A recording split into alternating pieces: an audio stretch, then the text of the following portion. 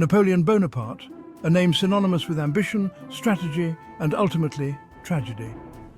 Born on the island of Corsica in 1769, few could have predicted his meteoric rise. His early years were marked by a thirst for knowledge and a fierce determination. Corsica, a land of rugged beauty, instilled in him a sense of resilience. He excelled in mathematics and military history, foreshadowing his future path.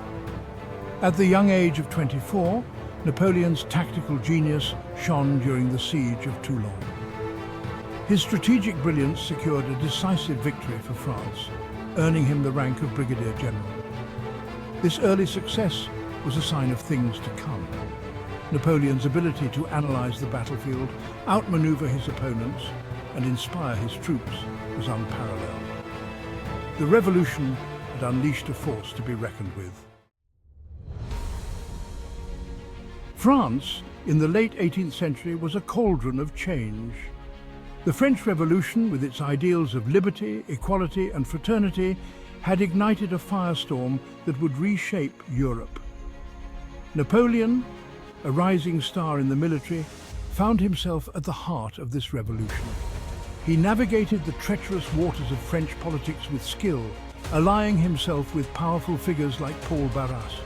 His military successes in Italy against Austria further solidified his reputation as a brilliant commander. The Italian campaign showcased Napoleon's innovative tactics and his ability to motivate his troops to achieve improbable victories. The Directory, France's governing body, recognized Napoleon's potential, but also feared his ambition. His return to Paris in 1799 was a pivotal moment. The stage was set for a power grab. In a daring move, Napoleon seized power in a coup d'état, establishing himself as first consul of France. This marked the beginning of a new era. Gone were the chaotic days of the Directory, replaced by Napoleon's firm hand on the reins of power. He quickly moved to consolidate his power and bring order to France. He centralized the government, reformed the legal system, and established the Bank of France. His most enduring achievement was the Napoleonic Code, a comprehensive legal system that standardized French law and influenced legal codes across Europe. Napoleon's ambition went beyond the borders of France. He envisioned a Europe united under his rule.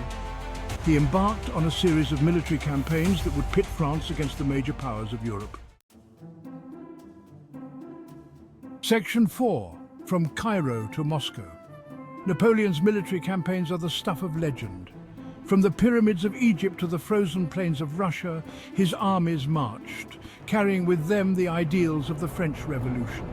His victories at Ulm, Austerlitz and Jena Auerstedt demonstrated his military genius and cemented his reputation as one of the greatest military commanders in history.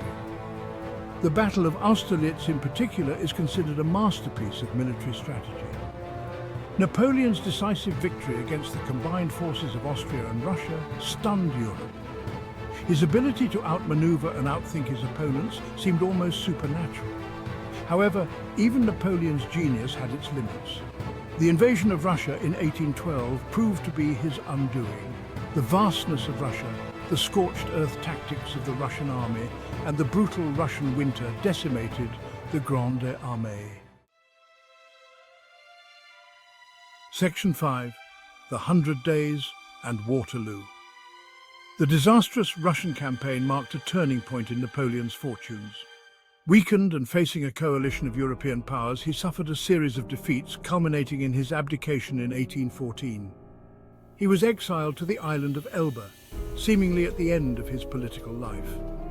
However, Napoleon was not finished. In 1815, he escaped Elba and returned to France, greeted by cheering crowds. He rallied his supporters and marched towards Paris, reclaiming his throne for a brief period known as the 100 Days. The Allies, determined to crush Napoleon once and for all, gathered their forces. The Battle of Waterloo, fought on June 18, 1815, was Napoleon's last stand.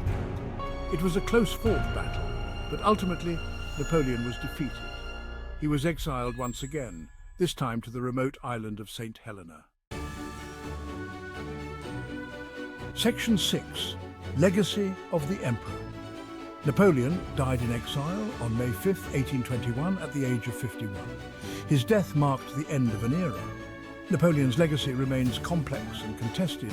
He was a military genius, a ruthless conqueror, a visionary leader, and a tyrant. He left an indelible mark on Europe and the world.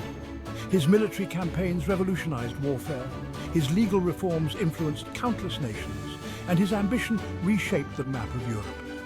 He remains a figure of endless fascination and debate.